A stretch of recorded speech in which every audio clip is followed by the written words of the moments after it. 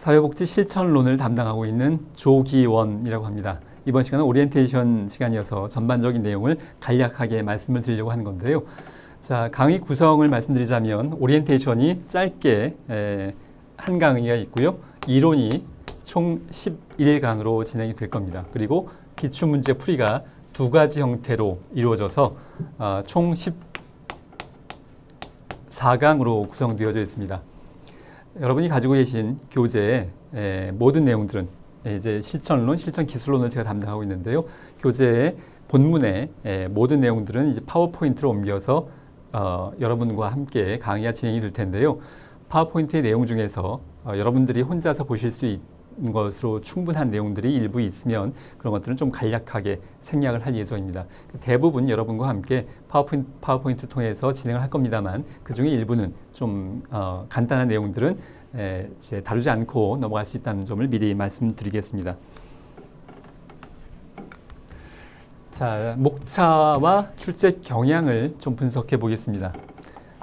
실천론의 경우에, 사회복지 실천론의 경우에 총 5개 챕터로 구성되어져 있는데요. 자, 여기 나와 있는 기출 횟수는 2013년도부터 2019년도까지를 분석한 제 내용이라고 볼 수 있겠고요. 자, 챕터 1, 첫 번째 것은 사회복지 실천에 대한 이해여서 사회복지 실천의 개념, 사실 기본적인 겁니다만 생각보다 좀 어려운 문제들이 나옵니다. 물론 이론 강의에서 다 짚어드리겠는데요. 역사적 발달 과정에서 가장 많이 나온 문제는 순서대로 나열해라 라는 문제이죠. 우리나라, 그런데 이제 과거에는 이게 서양은 서양, 또 우리나라는 우리나라 이렇게만 했었는데 아주 최근에는 서양과 우리나라의 역사적 순서를 합해서 더 혼동스럽게 하는 경우도 있는데요. 자, 역사적 발달 과정, 그러면 COS 그리고 인보관 운동을 기본으로 하되 순서를 나열하는 것에 초점을 두고 학습을 하실 필요가 있겠습니다. 자, 가치와 윤리, 윤리 강령에 대한 문제도 한 2년에 한 번 정도 꼴로 나오고 있고요. 사회복지협회에서 제정하고 있는 한국 사회복지사 윤리 강령, 윤리적인 딜레마, 그리고 윤리적인 딜레마와 관련됐을 때 로엔버거 돌고프는 지금까지 뭐 굉장히 여러 번 출제가 되었기 때문에 여러분 반드시 꼭 기억하셔야 할 문제라고 할 수 있겠고요. 여기에서부터 응용 문제들이 나오기 시작합니다. 그러니까 김철수 엄마와 무슨 관계인데 이런 상황에서 뭐 이렇게 실제 사례를 바탕으로 하는 응용 문제들이 나오기 때문에 잠시 후에 또 말씀을 드리겠습니다만 그런 사례들에 적응하실 수 있는 능력을 키우실 필요가 있겠고요. 자, 두 번째 챕터에서는 사회복지 실천 현장과 통합적 접근이어서 사회복지 실천 현장, 1차 현장, 2차 현장, 또 공공민간 이런 것들에 대한 문제들이 매년 빠짐없이 한 문제 이상 나옵니다. 어떤 해는 2문제 나오기도 하고요. 굉장히 쉬운 문제에 속합니다. 그런데 빠지지 않고 나오니까 꼭 자세히 짚고 넘어가시기 바라고요.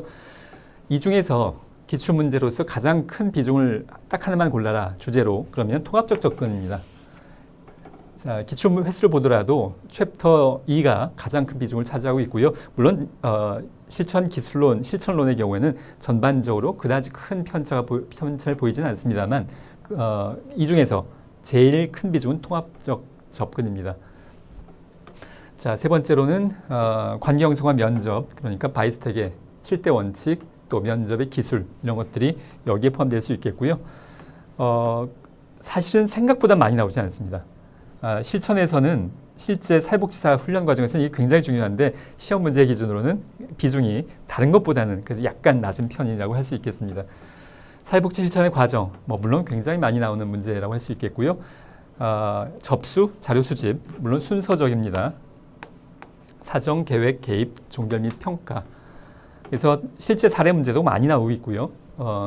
영희가 엄마와 이러이러한 상황인데 그게 이 중에 어디에 속하는가, 이런 사례 문제들 굉장히 빈번하게 나오는 영역이라고 할 수 있겠습니다. 마지막으로 사례 관리 이해, 원칙과 과정에 대해서 다룰 건데요. 출제 비중이 그렇게 높지 않고, 근데 높지 않다고 해서 비중이 떨어진다는 의미가 아니겠고, 사례 관리 자체가 분량이 적습니다. 분량이 적은 데 비해서 매년 2문제 내지 3문제가 지속적으로 나오기 때문에 학습 양에 비해서 이 정도면 적은 건 아니라고 할 수 있겠습니다. 자, 이렇게 구성이 되어져 있고요. 자, 학습 방법에 대해서 말씀드리자면 첫 번째로 반복 출제되는 내용을 중심으로 학습하시는 것이 그러니까 기출 문제가 여러분 학습에 가장 큰 기초가 된다고 할 수 있겠습니다. 기준이 된다고 할 수 있겠는데요. 자, 반복 출제. 이걸 좀 더 깊숙이 들여다보면 그러면 출제되지 않은 것, 한 번도 출제되지 않은 것도 나올 수 있지 않겠는가인데요. 10% 미만입니다.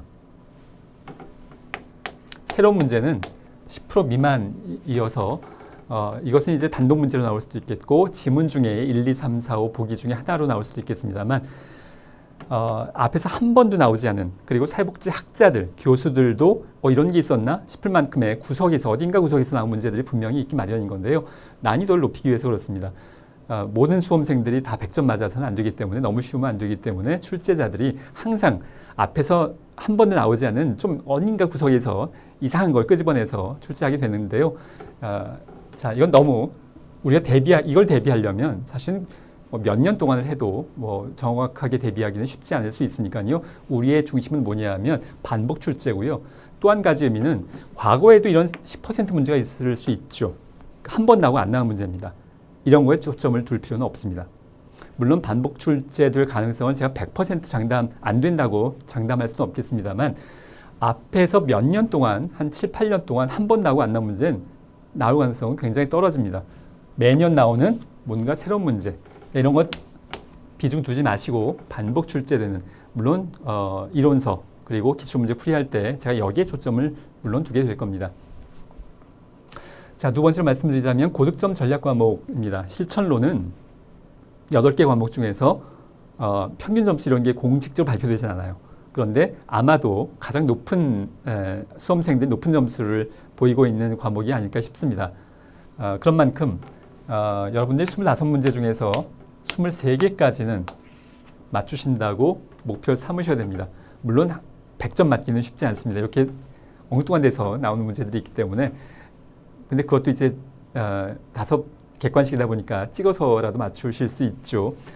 자, 한 23문제 맞춘다. 그래야 여기서 점수를 올려놔야 여러분들이 각자 어려워하는 분야, 각자 어려워하시는 과목들이 있을 텐데요. 그런 과목들의 평균 점수를 끌어올리는데 여기서 기여할 수 있도록 고득점의 목표를 세우실 필요가 있습니다.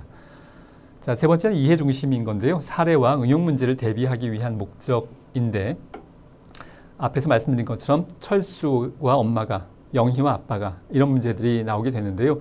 그런 문제는 암기해서 대처할 수 있는 문제가 아니어서 실천 기술론도 공통적인 내용입니다만 암기가 비교적 적은 과목이고요. 꼭 암기하지 않더라도 이해하면 풀 수 있는 내용이 많을 뿐더러 이해를 잘 해 놓으셔야 그래야 이 사례 문제들, 응용 문제들에 대처하실 수 있습니다. 그런 관점에서